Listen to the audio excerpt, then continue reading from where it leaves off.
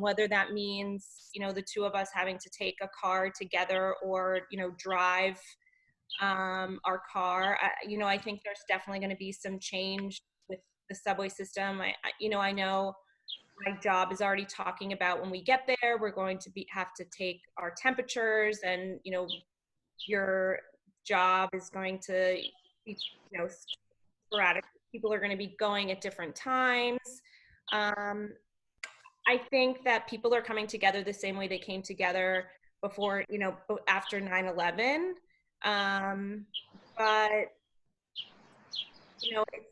it's definitely going to be different for a while. But I also just want to say, like, COVID's not going to be here forever. We are going to find a vaccine, and we're going to get past this, so I want to just have a little hope. Absolutely. Did it ever cross your mind during this at all to move out, or not really? It crosses my mind all the time because my sister lives in Westchester, and if I could live next to my sister, that would be my dream. Yeah. And, I would love to be able to have more space if I could combine, the diversity that I have in Brooklyn and some of the other things, then sure, I would move to Westchester. But, if I could build a big community with, if I could take my building, Lovely Muse, and bring it to Westchester, then sure. Funny. And Kate, what about you? Like, what made, like, were you at any point during, COVID, were you so grateful that you weren't living in the city, or, how did you feel? I know you also don't have a lot of family necessarily around here. How did that look like for you? I was definitely grateful because just simple things like letting the dog outside the dogs to run around. I couldn't take them for walks because I was quarantined to the borders of my property by the Westchester County.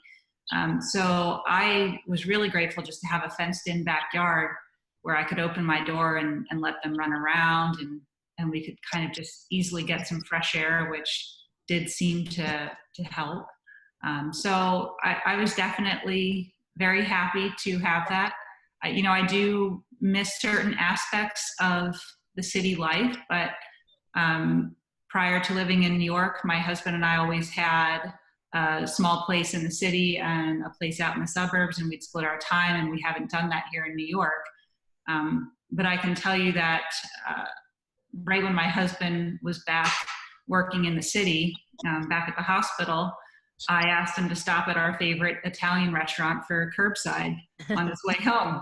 And so it was the comforts of really good, city Italian food brought out, and it was still warm. So, we've managed. Good to hear. Good to hear. Poonam, what about you? What do you think New York City will look like post-COVID? And what about the medical field, like, in the hospitals? Like, what do you think are going to be the lasting impacts of COVID on the medical field? Obviously, it was very stressful for you. You were pregnant, and in the ER. So what do you think is going to be the lasting medical effects? So I work between Queens and Manhattan. And one thing was different is that initially I saw a huge difference with the way we were handling things in Queens, which had a huge population that had COVID, versus how it was happening in Manhattan. And slowly Manhattan caught up between the two ERs. And I'd have to say that I think social distancing or physical distancing is going to be here for a while. People are going to be scared of getting COVID, especially because we don't know the long-term effects, right? We don't know what's going to happen to a baby when they're 1 year old after they had gotten COVID in utero. We don't know what's going to happen neurologically in 1 year to 2 years if you do test positive for COVID. So I think the social distancing and the physical distancing is here to stay for a while until we have a better understanding of COVID in general.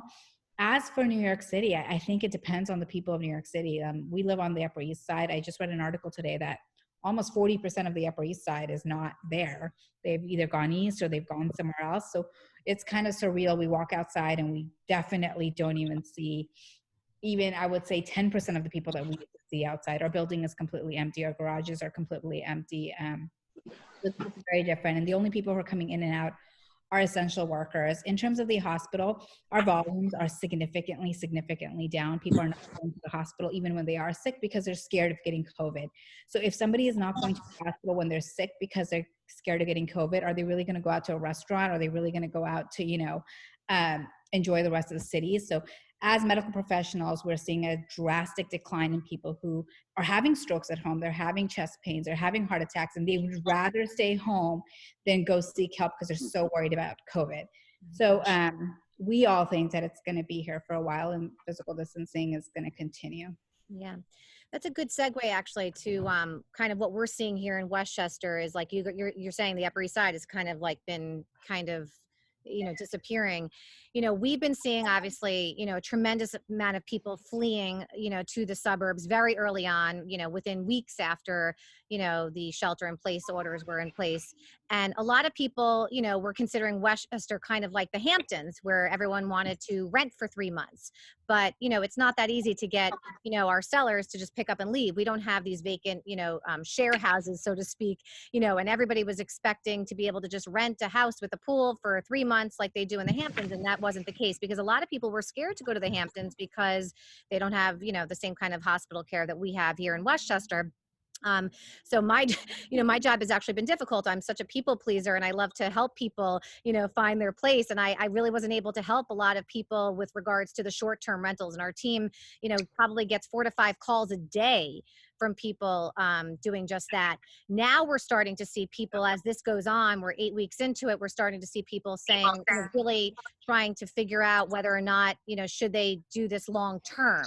And that's kind of where our team comes in because we love to help people. We don't want people to go in and make a hasty decision, so to speak.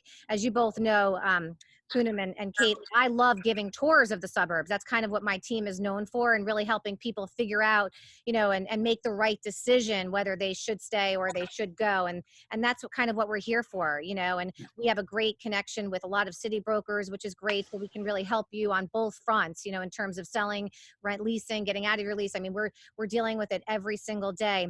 Here in Westchester, as you know, we are starting to see a crazy amount of activity happen. It'll be interesting, how it all pans out and how the city will be affected from a real estate perspective. I agree with Marissa that, just like 9/11, time, people forget and will still love their city and still want to stay there. And I think there's going to be a lot of opportunities in the city and in Westchester. But, I think that's just kind of what we're seeing here is a lot of people are coming, but I think they're just trying to test the waters first. I've delineated my client list from pre-COVID and post-COVID. My pre-COVID buyers are really the ones who are very, very active in the market. My post-COVID buyers are the ones who are really just trying to rent, or trying to figure things out. So we're kind of in that phase. And, that's why we started doing we were very known for our suburban excursion tours. Now we're doing hands-free tours where we'll put you on Bluetooth and you can follow us in your car.